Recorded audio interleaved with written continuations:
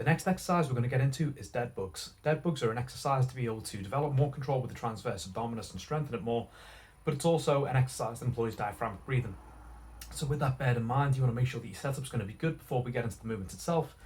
Lay yourself down onto your back, get a cushion, put it underneath your head, bring your feet up towards your hips, keep that chin tucked in, keep that rib cage pressed down, lower back is in the floor, belly button is pulled to the back of the spine, and we're trying to pull everything up and down from around the hip region, so up and down, pulling it all in.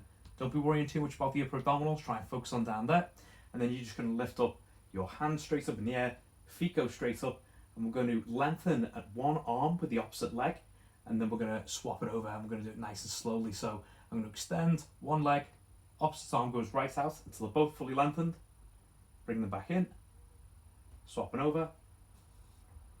We want to keep this nice and controlled because we want to feel the muscles just lengthening out centimetre by centimetre.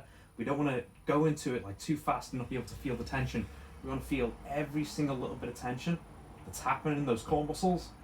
Keep on pulling that belly button and everything around the lower hip region right towards the back of your spine, and keep that tension on there the whole time. Little short, tight breaths.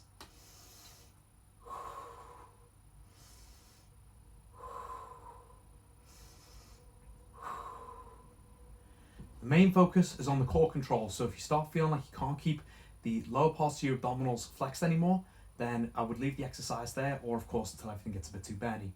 If you want to increase the resistance of the exercise, then a good idea is you can either get yourself a couple of weight plates, like 2.5 kilo, 5 kilo plates, and hold them directly above your arms, and that's going to give more resistance for the rib cage to try and open up against.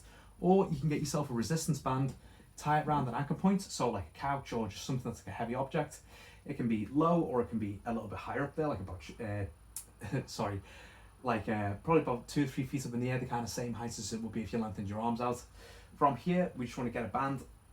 We're going to pull it out until the slack is taken out the band, and this is going to give the rib cage some challenge now, because the rib cage is going to want to open up against the resistance of the band.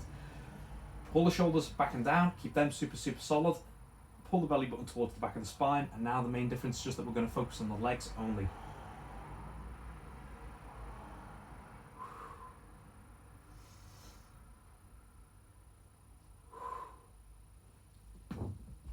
Easy peasy. Enjoy.